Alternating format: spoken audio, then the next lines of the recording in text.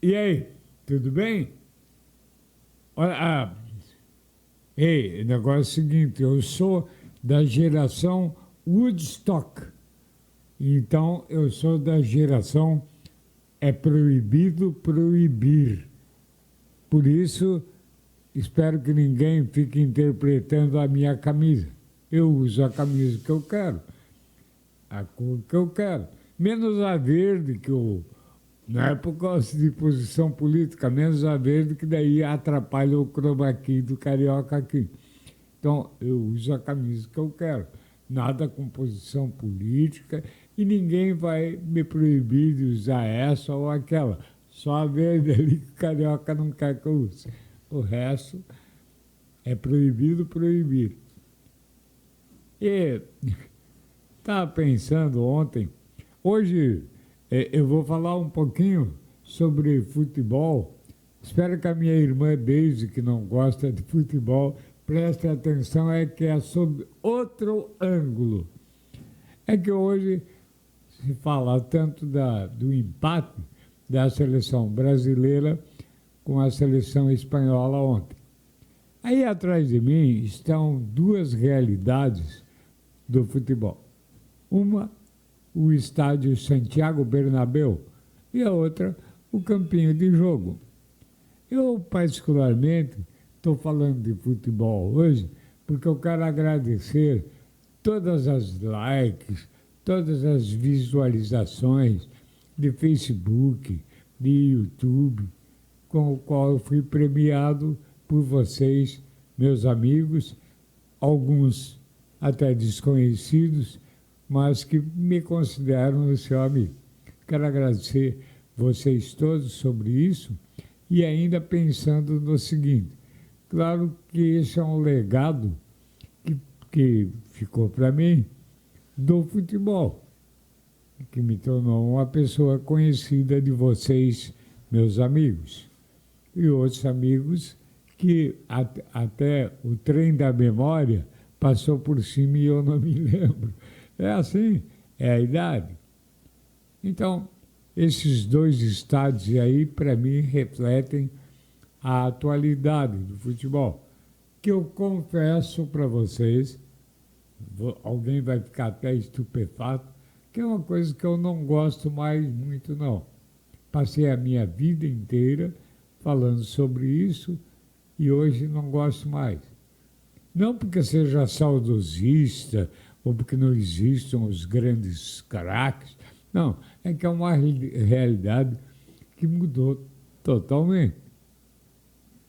Antes era inspiração e suor. Hoje é mais suor do que inspiração. Então, mudou tudo. Só que tem gente que não sabe. Eu penso que o torcedor brasileiro, numa grande parcela, os mais velhos principalmente, ainda estão no tempo do campinho. Os mais novos já estão no tempo do Santiago Bernabéu. Embora nem sei se todo mundo sabe, e nem sei se é bom saber isso, que o Santiago Bernabéu passou a chamar Santiago Bernabéu em 1955, em homenagem a um ex-presidente do Real Madrid e um dos caras que foi um dos conselheiros de maior participação na construção do estádio Bernabéu. O novo conceito do estádio Santiago Bernabéu está atrelado ao conceito do futebol de hoje. Mas como assim? Atrelado assim porque é o estádio mais moderno do mundo. Estão terminando.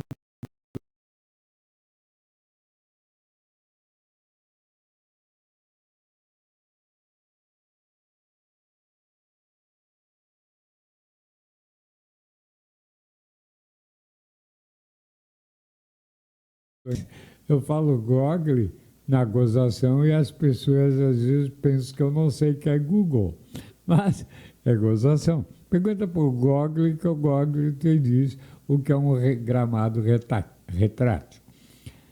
Então, o Santiago Bernabéu está dentro desse novo conceito, porque descobriram, os espanhóis, que não são bobos, são grandes descobridores, que, por exemplo, os estádios americanos destinados a rugby, beisebol, tinha um gasto do cara que vai lá, do torcedor, do hincha ou do adepto, que vai lá ao estádio, ao estádio americano, gasta, em média, mais de $30 lá dentro do estádio quando vai. E aí, o Real Madrid analisou as suas contas e o cara que ia ao Santiago Bernabéu gastava uma média de 2 a 3 euros por cada participação lá no estádio.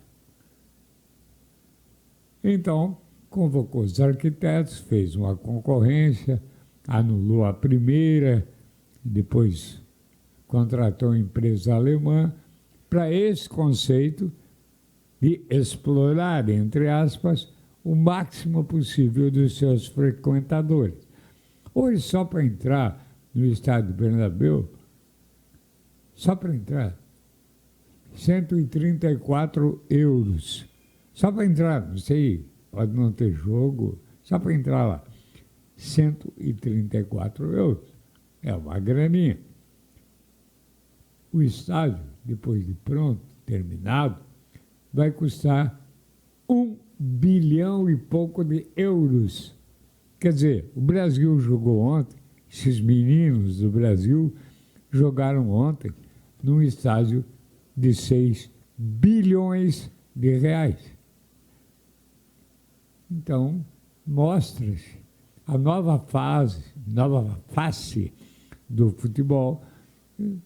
Claro que no campo de jogo as coisas também se refletem. É por isso, talvez, que eu não goste mais tanto de futebol.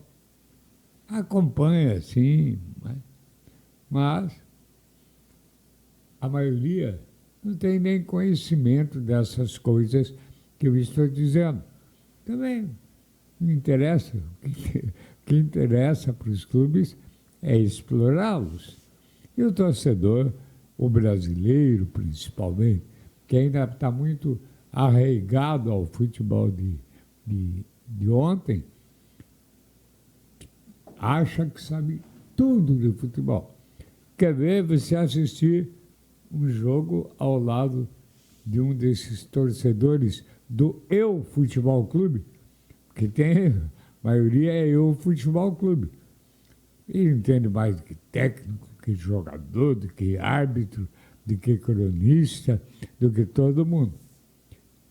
Se assistir ao lado de um cara desse, ou daquele peladeiro de fim de semana, o cara tinha que ter batido com esse lado do pé e não com aquele. Ah, tá bom. É isso aí. Sabe tudo. Lá quando nós tínhamos, faz tempo, 80, 90 milhões de habitantes, o Carlos Alberto Parreira, místico Carlos Alberto Parreira, dizia: no Brasil não dá, existem 90 milhões de técnicos. Hoje é bem mais, que se nós somos aí perto de 250 milhões de habitantes, nós devemos ter, no mínimo, 150 milhões de técnicos, que entendem de tudo, sabe tudo. Por exemplo, ontem, no jogo do Brasil, não vi ninguém falar isso, ou se falou, é pouca gente, tanto é que não chegou no meu humilde conhecimento, de que a seleção brasileira, que empatou com a Espanha, e aliás, na Espanha, hoje os jornais não conseguem entender a comemoração dos brasileiros por um empate. Era um jogo amistoso, não era a final de Copa do Mundo, e os brasileiros comemorando. É que ninguém fala e que existem, no mínimo, 8 novos jogadores. Uma nova concepção de jogo. Entrosamento praticamente nenhum. Jogando contra uma equipe estruturada entrosada, que sabe que tem um monte de jogadas, um monte de coisas. 3-3 é um belo resultado. Não, mas para o brasileiro, aliás, a seleção brasileira tem um problema. 3. Primeiro, tem que jogar bem sempre. 2, tem que ganhar sempre. 3, ganhar e dar show. Senão, não é isso que eu esperava. Que se há de fazer? Continuar com a mentalidade do campinho. Talvez por isso é que eu não goste mais tanto de futebol, porque eu ainda tenho a mentalidade do campinho. Pode ser? Não deixe de se inscrever no nosso YouTube, no nosso Face, RLC, de Rede Lincoln de Comunicações, RLC Comunicações Oficial. Aí dá uma força para nós. E aí a gente pretende continuar dando uma força para ti. Aliás, nem sei se não estou faltando com a modéstia ao dizer isso. Mas se inscreva lá. Eu volto daqui a pouco.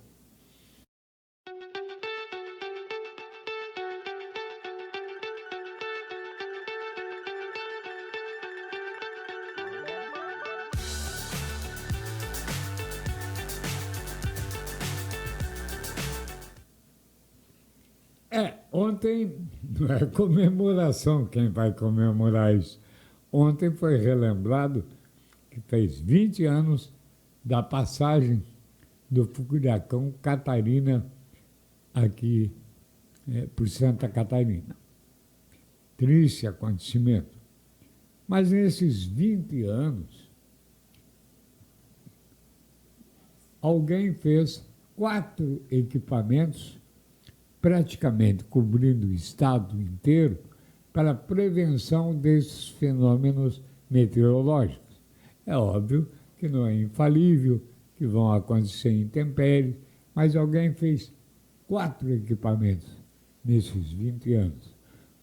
Aí eu pergunto para você, Carapaz, quem foram os caras, governadores e tal, que se preocuparam com isso e fizeram esses 4 equipamentos que cobrem 100% do território catarinense?